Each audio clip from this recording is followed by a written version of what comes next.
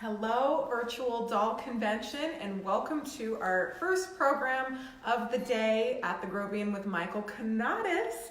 So we have a very fun program, and I personally like it because I've always had a hard time resisting boys with a little bit of a bad streak. And we're going to be talking about the original bad boys since 1865 with Michael Canatis, Max and Moritz. Hello, everybody. Hello, conventioneers. Who doesn't love a bad boy? Who doesn't love a Yes. bad boy, right? Except the problem is you try to reform them. That's where it's... Yeah. Bad boys tend to be a lot of work. They're a lot of work. They're also a tremendous amount of fun. So, we've been in dolls for quite a while now, and we're known for two things, I think. One is French fashion dolls that people associate with us, and the other thing that maybe a lot of you don't know, but a lot of our longtime friends and clientele associate us with, is Max and Moritz. They associate us with them through the two programs that we've done and quite a few articles in magazines. So this is our tribute to Max and Moritz. By the way, I will correct you if you say this. It's Max and Moritz. It's now not Max and Moritz. It's Moritz. Okay, so I've got that under control. So I should talk about where they came from. In 1865, a man named Wilhelm Busch wrote a children's story in rhyme about these two little naughty children. And it's all in rhyme. This is really considered they're the first comic book characters. Because if you look at this, it's kind of hard to believe that this is 1865 from the illustrations. So this is all told in rhyme. And it's basically a moral tale that if you do bad things, then in the end you're going to get ground up, roasted in the oven, etc., etc. But before that happens, they do a lot of really bad things. Now, when we were approached many years ago to create a program on Max and Moritz, I actually sat and read the book, and I thought, oh my God, there is no way that we could do an event, a meal event, with people having enjoying themselves and recreate the story because it's horrible. And the one thing that I could not tolerate is there was some animal abuse in it, and I was just not going to do that. So I thought, this has just got to go. The spirit of Max and Moritz has to have a change. So I put them, and David, we did it together, we put them in the land of live dolls, which is also a very early children's book. So we took them out of the Wilhelm Busch's area and put them in the land of live dolls, and we toned them down a bit. So they're still bad, but they don't do animal abuse and a few other things. They still play with explosives. They still do tricks and all of that. So that's the play part of these dolls. So if you look here, Rachel, there's a tremendous amount of, besides the dolls, which I'm not saying that we have the whole collection of the dolls, we don't, but we do have a lot of memorabilia. And this book has never been out of publication since 1865. So every little child in Germany, they can recite for you the story of these two characters. And just for fun, we did these posters for an event a few years ago, and we kept them because we, of course, made them and kept them. And we did a Max and Moritz window, and we had German tourists stop us and say, what is going on here? We don't understand it. What is going on with Max and Moritz? They're on all these magazine covers, and And I just played along with it. I said, well, evidently they're superstars in America. So we had a lot of fun with it. And that's what they are. So you had this book. So instantly when the book came out, of course, toy makers took advantage of it and created dolls.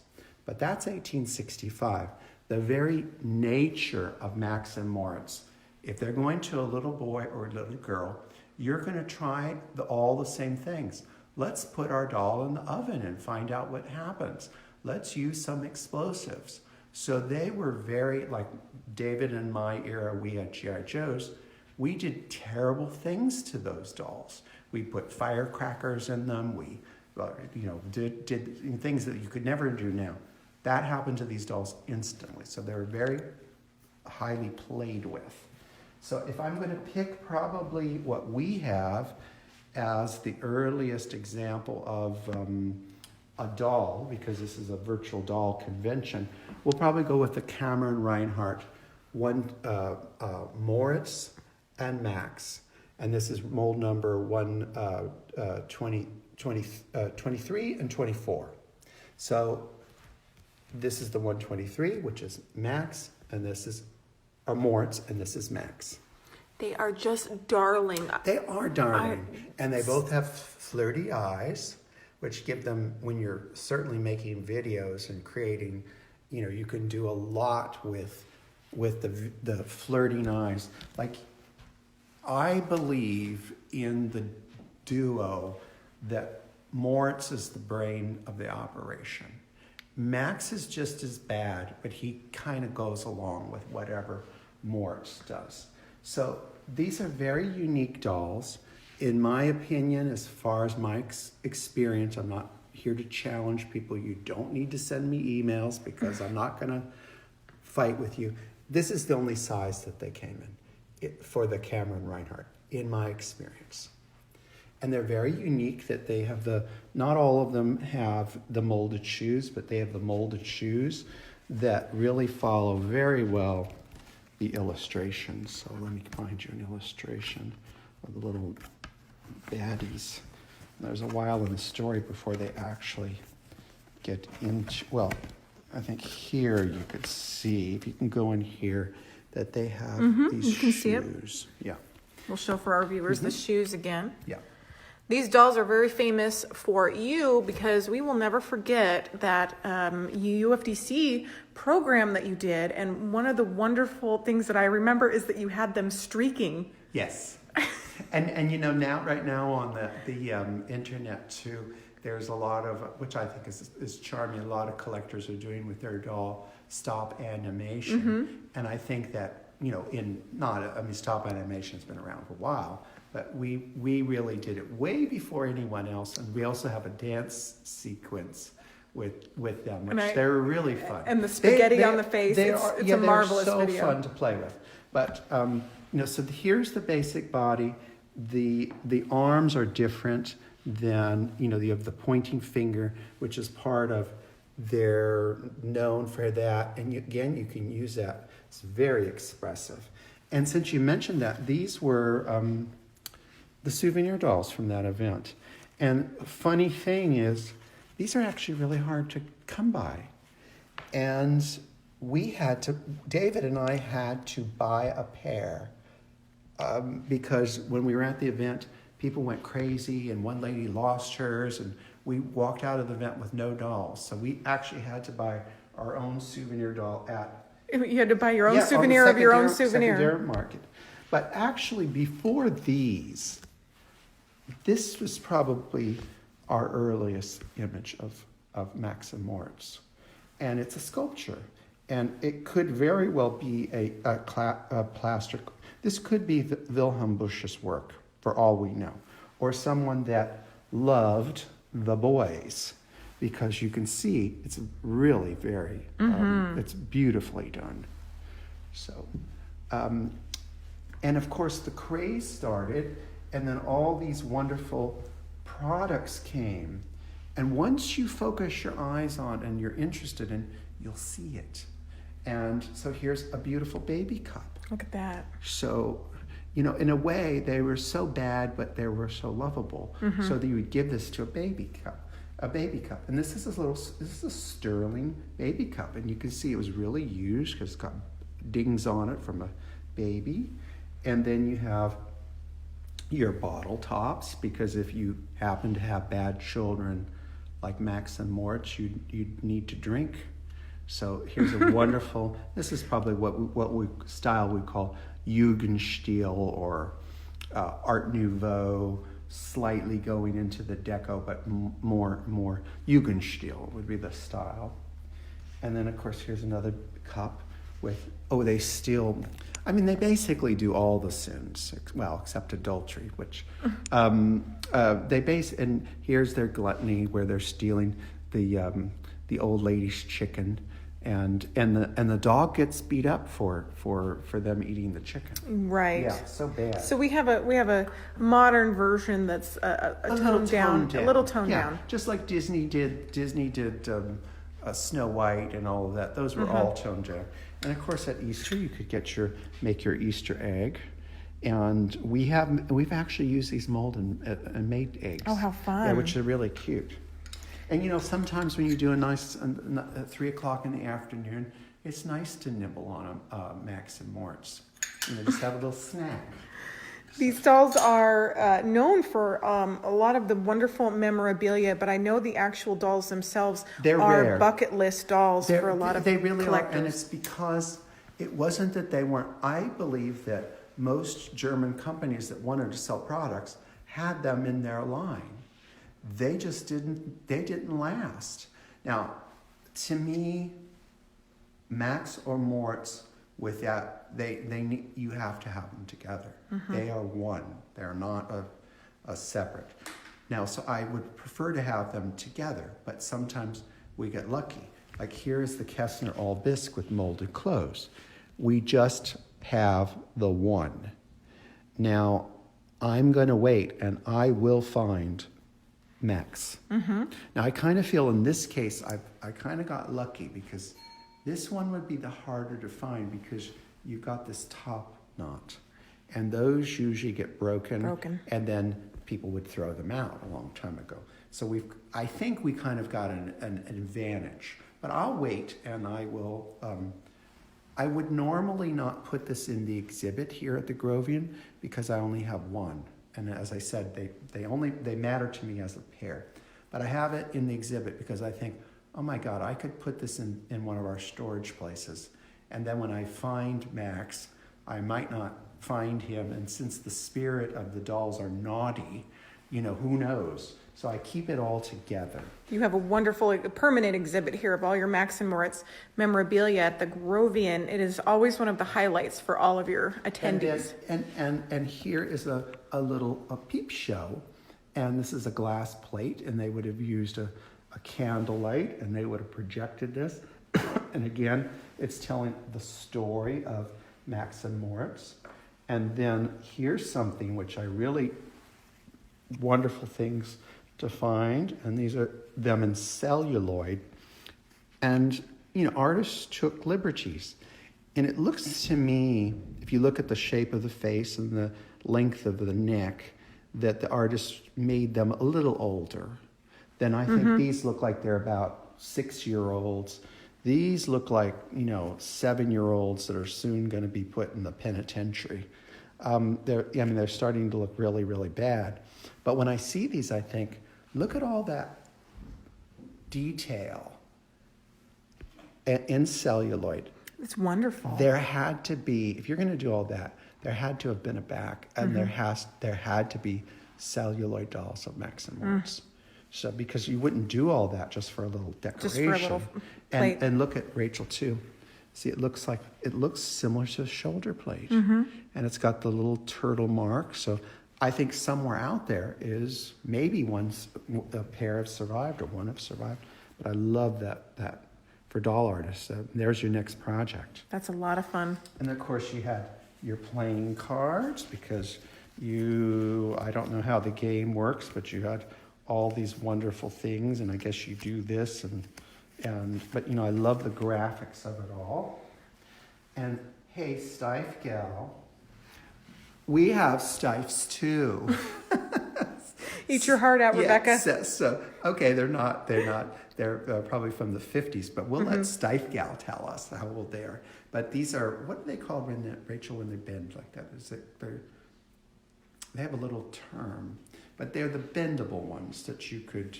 Steifgal I'm sure Steifgal can tell us. Yes. Yeah. And those are fun. Yeah, they're fun. And Moritz has his original. He's got his original tag. Now, I guess I would probably like a doll like this in a little bit better condition than that. But you have to realize that these are something that are going to be roughed up. They're going to be absolutely roughed up.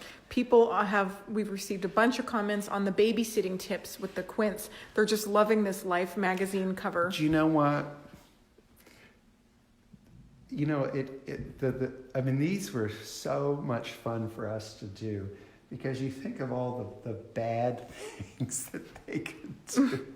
and they are fun. And, we know that the quints survived, but... Yes. It's just darling. So much fun. And you know what? We all, my generation, at least maybe not yours, Rachel, we all had Halloween and we all had masks like this. But this came from Germany, and so I'm sure a couple of kids went out and had a Halloween mask as here they are as Max. Oh, for sure. And the way that you've brought them to life with your covers and everything, we can kind of all see a little piece of ourselves. Everyone remembers playing cowboys and Indians. Absolutely. And in our videos, it's one video, but it's two stories. And you watch the first one, obviously first, and then the second one is Max and Moritz Hollywood Adventure. Because we wanted to have the Hollywood kitsch. And I should tell you a funny story about that. So we did a lot of it on location. So we were in Hollywood, and we went to the Walk of Fame, and we went to Hollywood and Vine. So we were there at Marilyn Monroe's Star, and went to Grauman's Chinese. And so I'm with my friend Paula, who was helping me that day, and we're walking down the street with Max and Moritz. No one said a word. So we were doing the photography on the street. No one stopped and said, "What you doing?" Then we went to Mel's Drive-In, which is right off that street. And we went in and we sat them down because when you're working with them, we were talking earlier about hair. I have never done so much hair in my life as doing our videos with them because the things we do to the hair and then you have to reset it. So we're walking down the street with our dolls because I don't want the hair to get messed up. So we go into Mel's Diner, we sit down, we order lunch, we order the dolls 2 Cokes.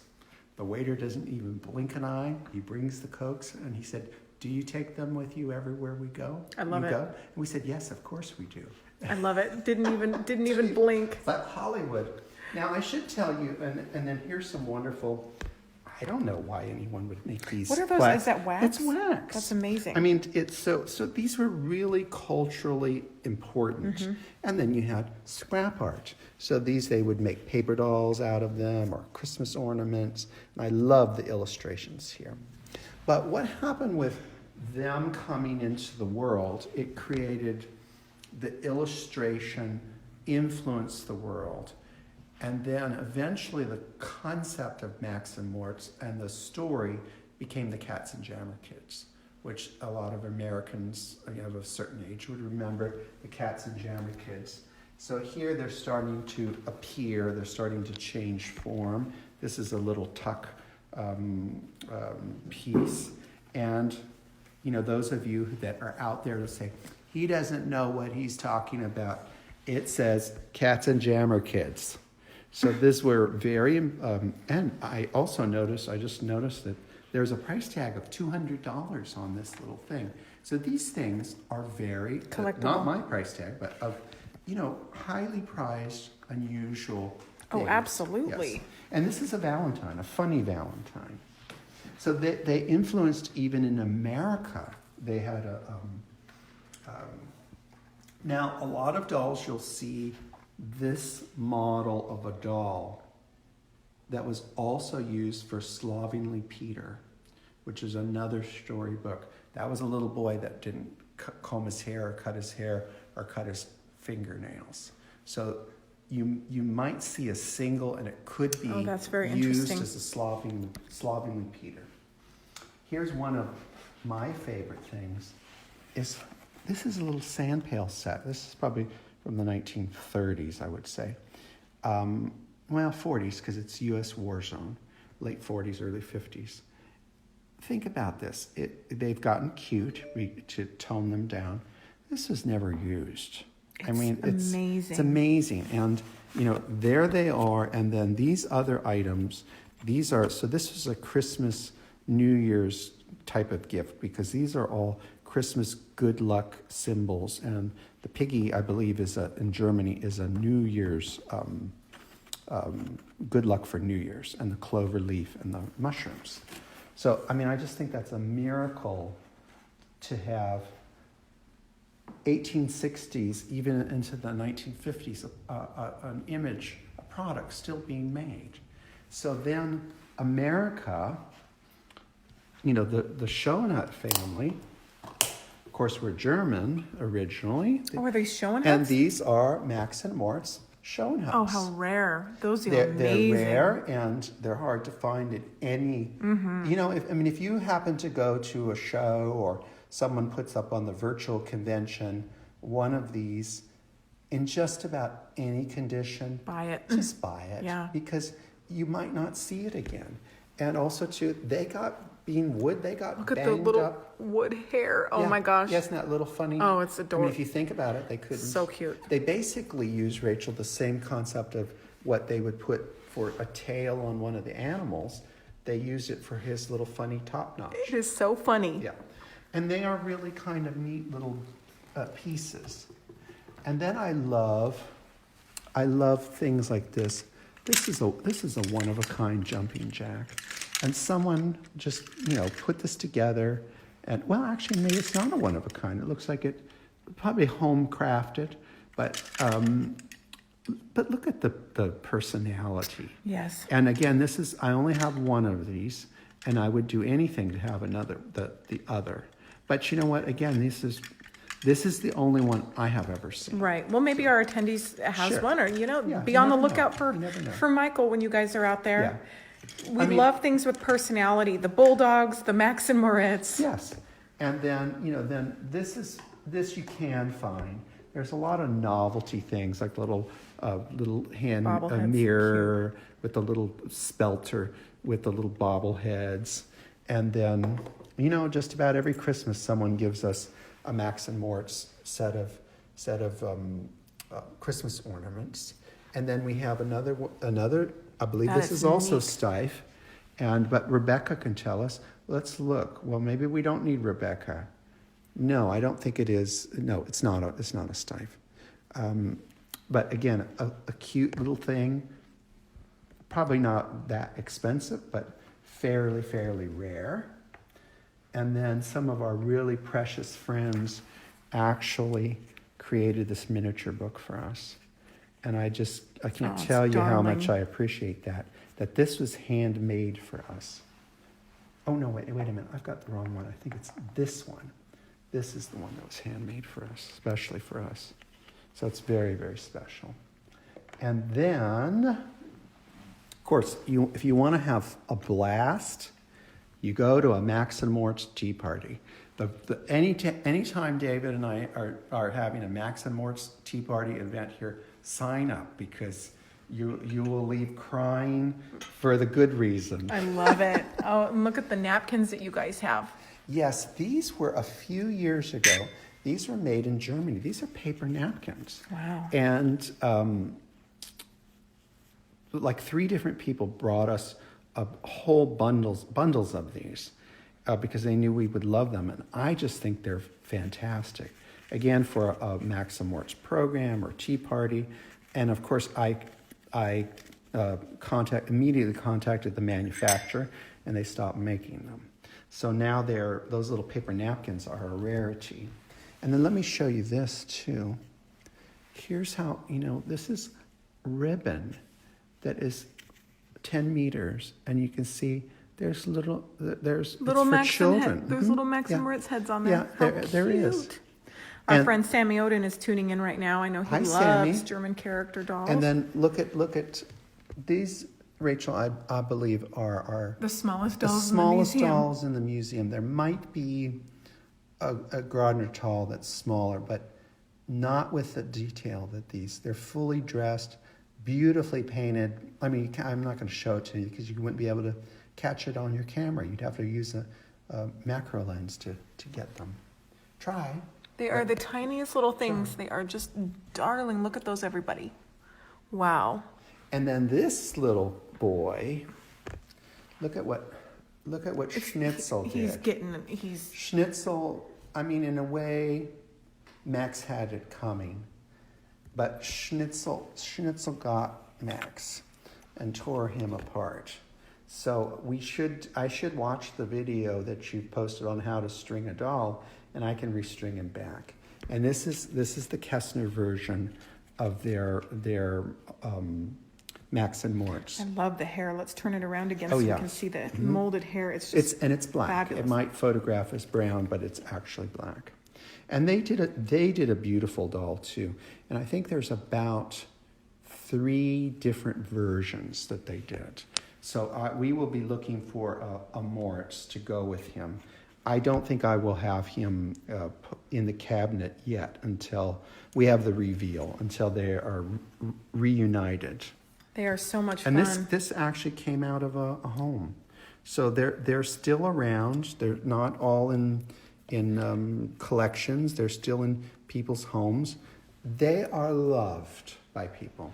Well, and we have a lot of people that have commented on the video saying that are doll collectors saying I've never heard of them. So they might have some or and not even know. And here you've got the cutesification of them, where they're getting cute and sweet, but you can still see that they're just bad. They're just bad. Well, they're the perfect combination of cute and just a little bit of evil. Yes, yeah. Just a little. And the thing about it is, like for us doing these were like theatrical productions. It's really so much more. The bad character is so much more fun than the little goody two shoes. Right. So we enjoyed playing with them. And by the way, doing those kinds of things, which are a tremendous amount of work and effort and all of that, but it really is playing. It's playing. I mean, we go to the place, we take our bulldogs to a place called the Enchanted Forest, and we named it the Enchanted Forest because in the Max and Moritz story, they go to the Enchanted Forest. And every time I go there, I think of that time and how fun it is and how much fun we had and the fork in the road and go left, go right. So they're tremendous. And dolls are supposed to be fun. Dolls are supposed to be fun. I will never forget your programs on Max and Moritz. And I would like to talk about your wonderful video, which you actually have for purchase for people that haven't seen it. It is a double feature. Yes, it has the original, the first Max and Moritz is this Mother's one. Little Angels. Mother's Little Angels. And I would never have thought, I mean, Rachel, I can come up with titles and themes pretty quick. This was for a Mother's Day convention, and I thought, oh God, that's so sappy. And then I might not always agree with the theme, but then once I wrap my mind around it, and David's both of our minds around it, we find a hook, and we thought we're going to kind of do the anti-mother thing. Love it. So